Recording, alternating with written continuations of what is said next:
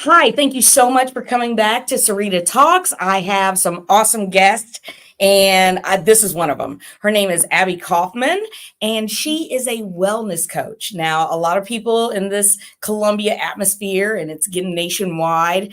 I did a TEDx. I recently spoke at a donor breakfast, professional fundraiser here. But let's lead out to why it's so important that I'm talking about all the things that I've got to do. It's because I got to do something with Abbie here. It was a Wholeness 8 conference, and it was really based upon health and well-being. So, just the message of inspiration and transformation, it really covers so many different levels. So I really had to have her come on and tell us about it.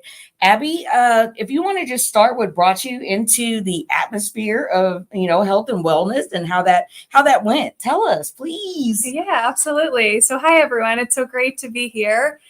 So yes, I'm a holistic wellness coach and trainer, and I've been teaching the last 8 years. I currently teach part-time at Mizzou. Oh, nice. And so my teaching career really started at the San Diego Center for Children, and it was a school that was helpful for kids who had pretty significant trauma and had pretty rough backgrounds. And so we really blended academics with social emotional learning just because these kids needed quite a bit. Mm-hmm.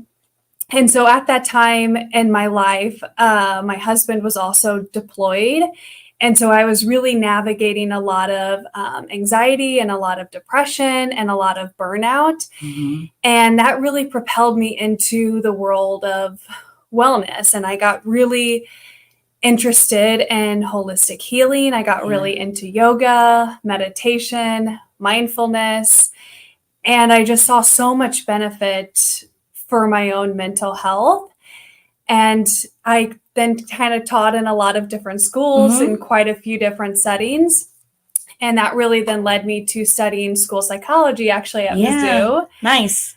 Because I love the intersection of education with psychology. And I also love like a blend of holistic healing and wellness. And so I was kind of looking for a path that I could really merge all of my interests. Mm-hmm. And that really took me to holistic wellness coaching and training, because then I can blend the psychology, the education, and really create great content and curriculum for people. I love developing curriculum. Yes. And I can also really focus on those holistic healing methods with yoga, meditation, mindfulness. And so, that's kind of what brought me to where I'm at. That's awesome. Now, she makes content. She likes to write curriculum. Tell us your contact info for the first time, because I don't want to lose anybody before they get that. Yes. So you can find me on Instagram or my website. Both are Embody by Abbie, EMBODY by BY, and then Abbie, ABBIE. Yeah. And it's a nice website. I'm a little envious. Now, let me just kind of circle back to the pillars of health and wellness and how it is so tied into your mental health. It just being healthy physically is only one aspect. Can you speak to that a bit? Yeah, that's really what I do love. I love the holisticness of just our mental health, our emotional health, our physical health, our spiritual health. All of these things are so intertwined and interconnected. And so I've really found that we can't really just focus on one aspect of health because they're so interconnected with one another. And so that's why I really like having more of a holistic and comprehensive view of health. So then we can really get all of these areas in order. So then that's when we really start to dig in. Difference. And it's a journey. And one of the things I said as I was a speaker at the same event, which is really where I got to see Abbie do some fabulous work. I kept saying that, everything, it's a journey. Like, we don't say, or unless you're, a superhuman, like, I'm going to lose 50 pounds in 1 month. That's not how that happens. You have to start slowly, same with your mental health. You can try and dive in and unpack all of your issues in one session, and that's not going to work very well for you.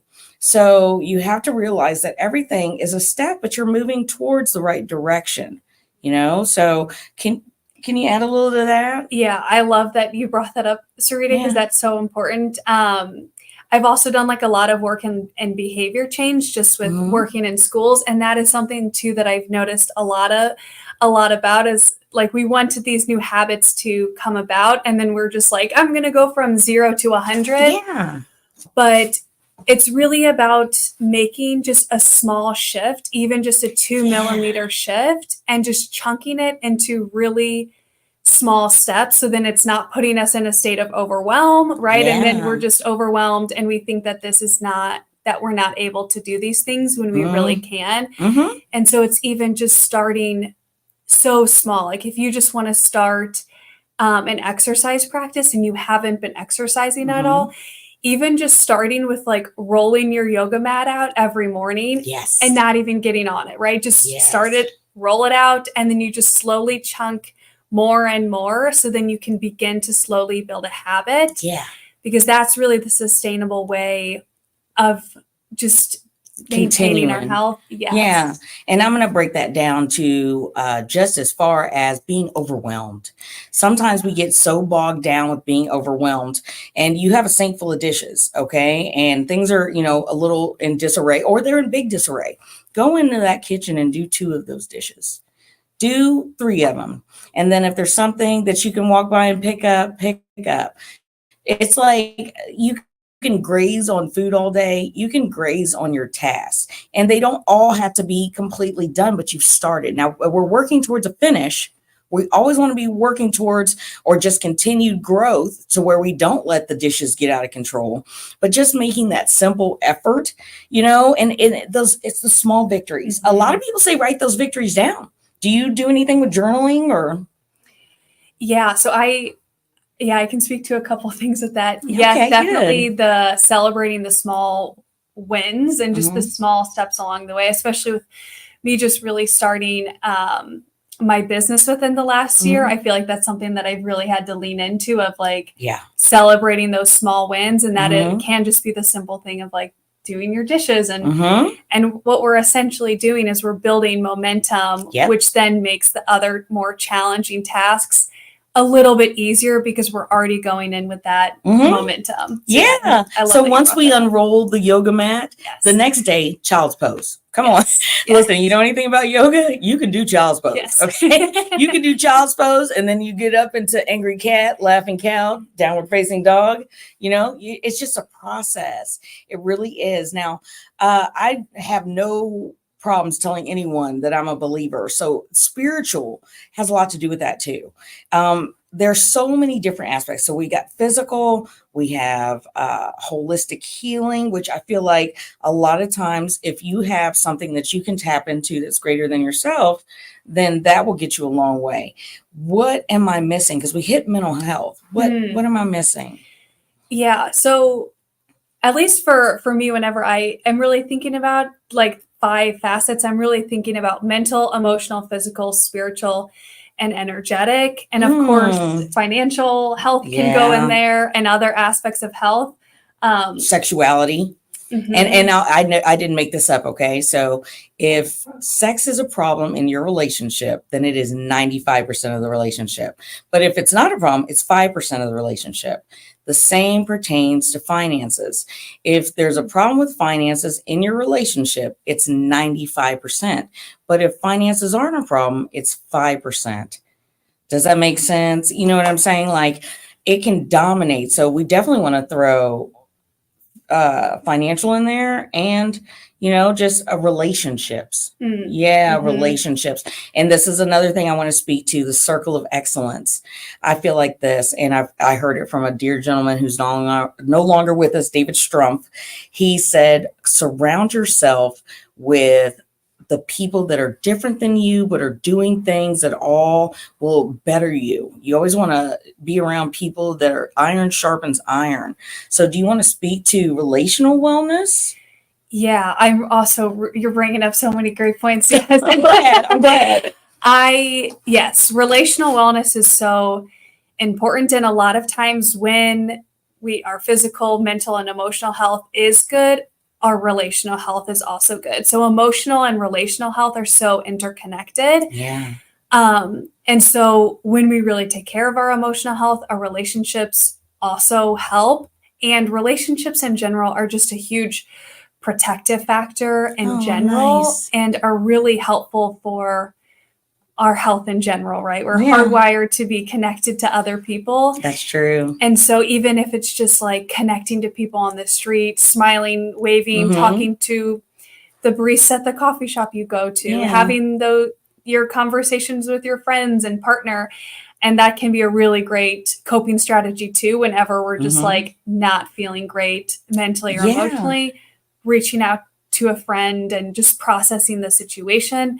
That really does a lot for all aspects of our health. It does. And you know what? We always, that's where the work bestie came from. I'm sure that's where the work bestie came from, because we all navigate to that one person who sometimes we need them to talk us down, unfortunately, but that can relate to us in that workspace, and who understands what we're saying and about, situations and things like that.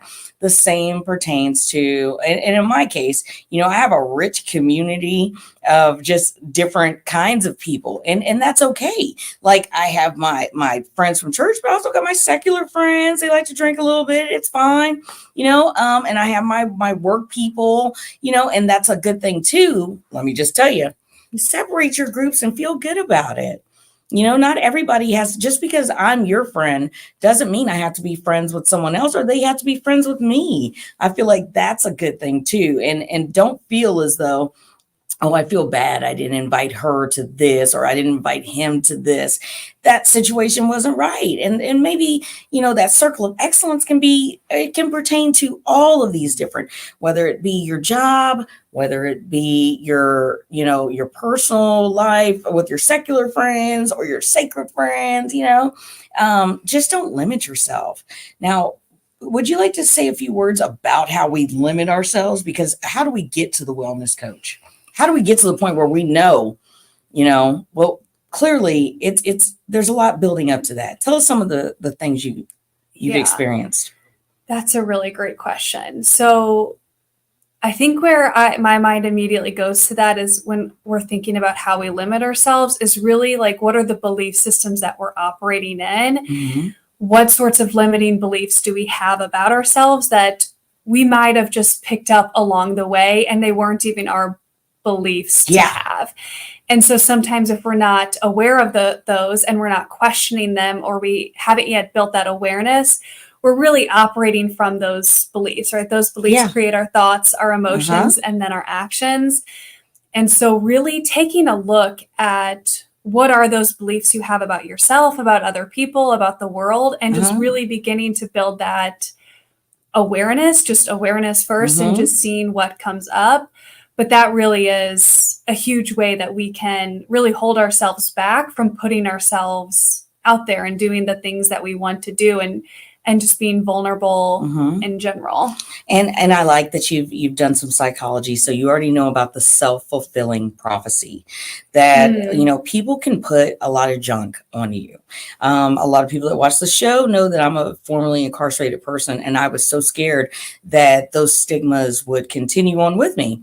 But I had to release myself. I had to not limit me. I was the only one limiting me.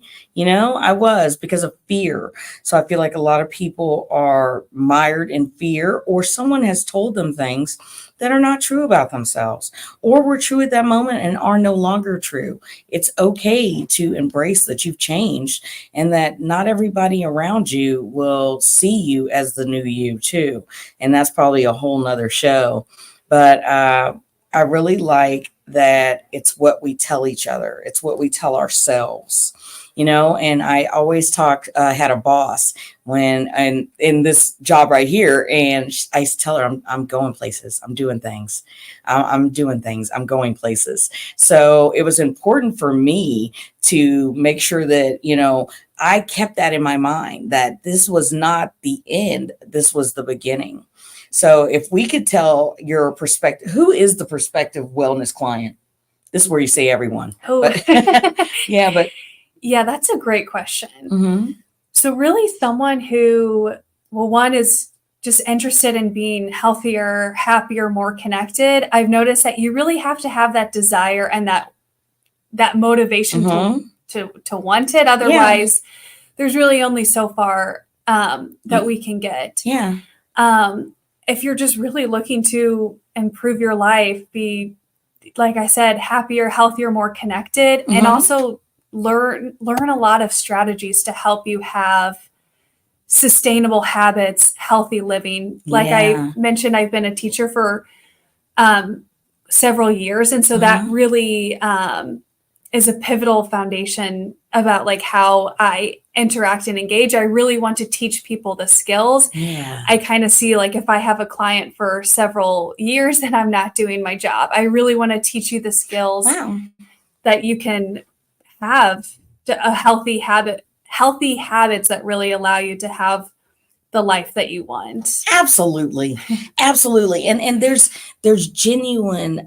a genuine feeling to someone who doesn't want you to have to always utilize their services. For someone to realize that you need to plateau, you need to get to that point where, hey, you don't need me. You're doing this all by yourself. And the willingness to tell them is so authentic. Oh, Abbie, tell us how to get a hold of you one more time, please. So on Instagram, you can find me at Embody by Abbie. Same with my website, Embody by Abbie. Feel free to reach out. I'd be happy to tell you more about what I do. And thank you for having me. Absolutely. This won't be the last time. Okay. Okay. Great. And I just want to thank everyone for tuning in and let you know that Syreta Talks, we're going to be talking about so many different aspects of wholeness, well-being, healing, just moving towards the next step. And I'm so glad that you continue to tune in as the show evolves and moves on to the next step. And see you again soon. Hold on.